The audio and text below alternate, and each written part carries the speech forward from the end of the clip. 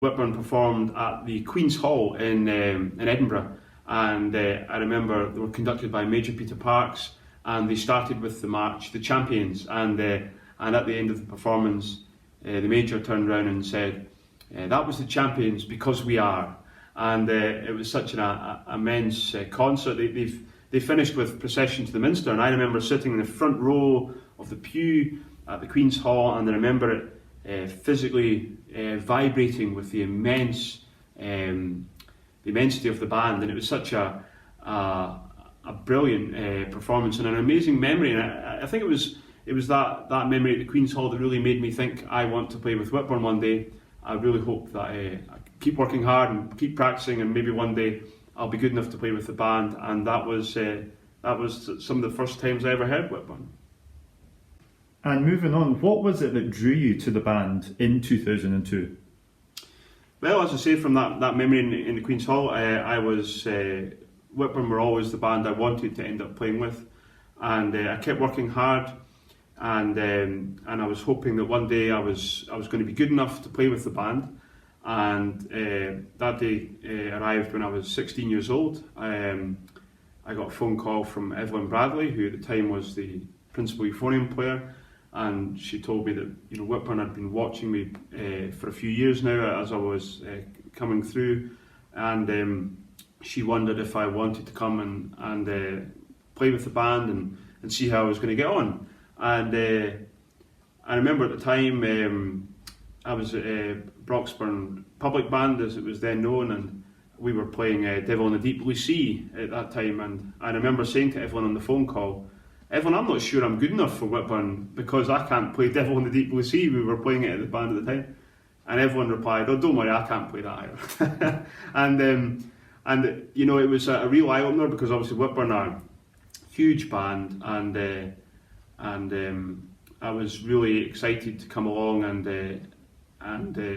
try it for Whitburn, and then that's how it happened, and I've been in the band ever since. So you mentioned Evelyn there. What other players and conductors were there at the time that you remember? What characters were in the band that you can recall? Oh, amazing characters some of them are still here. The Bradley family, of course, and then you've got Chick Cullen, who's still here, Ian Fleming, who I'd known for a very long time because he is also from Pennycook, and therefore he knew me when I was coming through as a young player. Alan Gourley, of course, who I now sit next to in the bass section. And guys who were there at the band a bit after me, of course Jim Chamberlain, Mark Boyd, and then after I joined, maybe within a couple of years, there was a young group of players who all came to Whitburn at the same time, and these guys to this day are still my best friends. People like Stuart Brines, Anna Conway, now Anna Lindsay, and yourself, Robert, and Scott Forrest, of course, and later on, a few years later, Chris Shield joined the band, Richard Kidd. All these players were at Whitburn at that time in my late teens, and as I say, these guys are still my best friends. I think the year that you joined, 2002, had a key event for the band with their appearance at the Golden Jubilee. Can you tell us what that was like and the atmosphere in London that day? It was amazing. I remember it was a beautiful summer's day, and the band were representing Scotland. It was a big thing, and we were playing. I think we were not far from the High Court. I think that's on the route where we were, and the Old Bailey. Sorry, and I remember us playing. I think it was Alan Furney's Scots March medley, and I remember playing that and entertaining the crowds, obviously with other pieces as well, and then playing the Scots March medley as the Queen's golden carriage went by. So yes, it was a great summer's day. Moving on further down the months in that year would have been your first appearance at the national finals in London. The piece that year was Masquerade by Philip Wilby. That's quite a momentous piece. What was your experience of that, not only having to play that part, but also being in London for the first time with Whitburn Band? Oh, it was amazing, and but playing in London at any time is amazing. Playing in the Albert Hall is amazing. I've done it many times now, and every time is like the first time. It's such a privilege to be able to play in that hall. with all the history and culture and everything else that's went in that hall. And for me, that as you say, Masquerade, I was playing second euphonium. It was it's an incredibly hard part. My memories from the performance were, and the kind of lead up to it was Mark Boyd playing first trombone behind me. Such a great player, and also the enduring memory I'll always have is Evelyn Bradley playing the principal euphonium part and playing the iconic euphonium solo.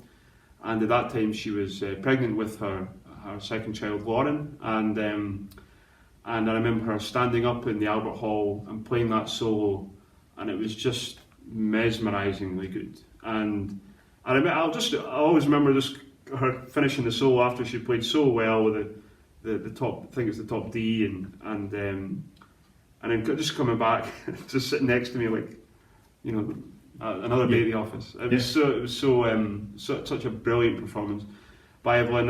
Over the years, she's had so many brilliant performances, and I was lucky enough to sit next to her for one of her very best.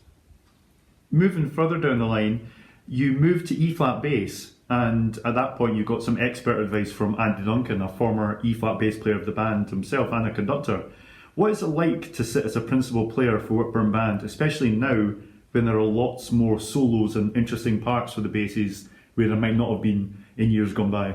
Yes, I was lucky that at the time that I moved to bass, Andy Duncan was suggested it would be a good move for me. He thought I had all the attributes that I could be a good bass player, and that came from obviously his knowledge at the Halley Orchestra and everything else he's achieved in his professional career, but also the fact he used to be a euphonium player before he was a tuba player, and therefore I felt I could, euphonium or baritone, can't remember which, but he was certainly a young player, and I felt that when I went on the tuba I could really flourish, and then luckily I think I've done okay. I've been principal of the band since I was 19 years old, and yes, as you say, that in the time that I've been principal tuba, the repertoire has changed. I think a lot of the test pieces that have been commissioned in the last 10 years or so have quite big tuba solos in it, from Breath of Souls right through to some of the more recent pieces. I remember playing Vienna Nights, so it was a big tuba solo at the British Open, and I think the repertoire has developed. But there's also been some pieces we played which have bigger tuba solos in it, which were slightly older pieces, such as Concerto Grosso, Derek Bourgeois, and yeah, it's great being a principal player. I think there's a lot of responsibility being a principal player in the band, because you know that if you don't play your solo well, it can affect the wider performance and wider placing of the band. So there's always that pressure, but at the same time, it's a great privilege and it's a great honour. Something I continue to work at very hard, and you just learn from every conductor you work with. You said Andy Duncan. I learned a great deal from Andy Duncan, especially about tuba playing, but I've also learned a great deal from all the conductors I've worked with. Stephen Mead, Ian Porthouse, Richard Evans, Mike Fowles, all conductors I learned off, and of course Nicholas Giles, who talks to me quite often in band about merging the tuba solos. Sometimes the high tuba line is with the euphoniums, so therefore it's fitting in with that wider kind of tenor tuba narrative that he wants in his performances, and I think I've really continued under Nick and continued to learn, and yeah, always up for the next challenge. Obviously, as a principal player, you lead the bass section. So what are your fondest memories that you have of the bass section playing together on the contest stage? I think one of my favourite fondest memories is from recent times, 2019, playing at Titans Progress at the Royal Albert Hall. A great performance by the band, finished in third place, and that was a real tough piece to play, and it was also great result for the band. It stuck out for me with the tubas because it was so prominent that the tuba line in it is very prominent and very hard, and I think we achieved a really good result. I think at Whitburn we have quite an interesting dynamic, because our tuba section is two sets of brothers, and therefore we speak to each other sometimes as brothers do, and not as maybe you would speak to a fellow bandsman sometimes. And that, I think, can have a really interesting dynamic, and I think it generally suits us. And we've been together for so long. You know, there's things that you can do, there's things that Neil can do, there's things that Alan can do, there's things that I can do, and we use all those abilities together, and then we create the best we can create. And you know, we worked with all the different conductors over the years, and we've been that constant in the back of the band, in the bass section. Another piece that really stands out for me was Vienna Nights, having those individual bass parts, and obviously a great tuba solo for me to play in that one. And then another one recently working with Nick was Rococo Variations, fantastic piece, and again individual tuba parts, which I find quite interesting, and also really difficult bass part solos to play. Probably the hardest of all that I've ever had to play is Rococo. So those ones stand out, but it's great to be part of a section that's been together for so long. We continue to push each other, challenge each other, and I think the benefit is the band. Moving on to the other job, as it were, that you have in the band, and that is of the social media manager. You've been doing that for a while now, but how did that take off during the COVID pandemic? Well, I think that during the pandemic, the only place the band had to perform was digitally. We obviously couldn't meet. We didn't meet for 15 months or so, and therefore we had to, if we wanted to, perform online. And so I felt that my role within that was to try and push out the band's content as far as we could. So we did create some, I believe, fantastic stuff through Ryan Bradley, and my role was to try and get that out there as far and wide as possible. So it's about putting it on our social media platforms. It's about, when it's on those platforms, to then make people aware of it. So it was speaking to various stakeholders, you could say, in media and like, just to make them aware that we had created these amazing performances. And then I think I think it was a key role, and I was happy to do it. It was I am one who believes that if you're in a band and you have a skill in your professional life that could maybe help the band, I think it's a good thing to do if you can offer the time.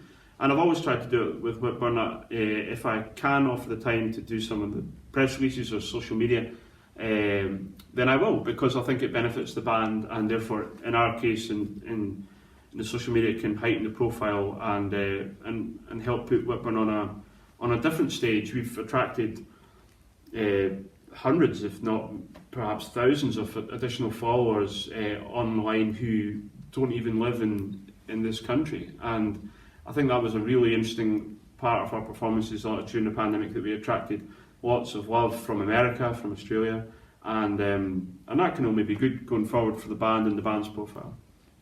Has the growth of digital banding changed the way we perform now? I don't know. I think that they are two things. I think, especially elite bands, you've got concerts and contesting, which are always going to be huge parts of elite banding, and then you've got your digital side. And I think it might not change the way we perform. It might change some of the programming we would do. You know, I can see crossover where you have pieces that you've performed within a digital setting, and then you play that at your concerts. I think that's where there could be crossover, but I do think for elite bands, you're always going to have your concerts and your contests are always going to be key, and then the digital side is augments that and helps build your profile in another way. Do you think that performing live and digitally will be an equal partnership now?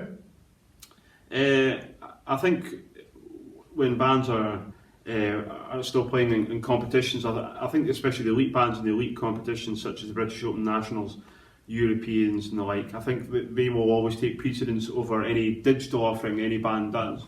But I can see what the digital side is. Before the pandemic, a lot of bands would have very small digital offerings. They might have a few tracks here and there on their YouTubes and their Facebooks and the like. But I think post-pandemic, I think it will be a much bigger part of a lot of bands. Not every band, but a lot of bands. And I think going forward, as I say, it's a way to engage with your fans and followers who, for whatever reason, maybe can't come to your concerts and can't listen to your contest performances live, so they can enjoy your performances elsewhere. And also, outside of the live performances of concerts and contests, it gives that kind of permanency of places that you can enjoy performances by Whitburn. Finally, give us your thoughts on Whitburn Band and your involvement in it, which of course is almost 20 years now. Yes, 20 years this year. It's been a great journey. If you lined up my best friends in life against the wall, most of them would play with this band. It has been a huge part of my life. In my case, I have my literal family in the band. I have you, and I have Dad, as secretary, of course, and then Mum is involved a great deal with the band as well. But band, for me, and I think for many people in Whitburn, it is a wide family as well, and I have so many great relationships with people in the band. It's been a huge part of my life, but it's been a great part of my life. I think when the pandemic came, it kind of reinforced how much it was, because it was how much I missed it. The camaraderie. I've been lucky enough over the years to win a few things as a soloist, but there's nothing that compares when you win and you do well with your band, and that collective work that into a performance, and then to see your friends and your family do well and to experience those musical performances together and with your conductors, and to take your collective level and up a gear on the contest stage working with the best conductors. There isn't anything like it in life, and for me, and so to do that for as long as I have, for 20 years now, has been a great honour, great joy. I never take it for granted. You know, this is a top band. You work hard every day to be here, and I'll continue to work hard and try my best and do all the rest of it, and yeah, just continue to make musical memories and have lots of fun, and I hope it all on the way. Well, Principal E-flat bass and social media manager Graham Fraser, thank you.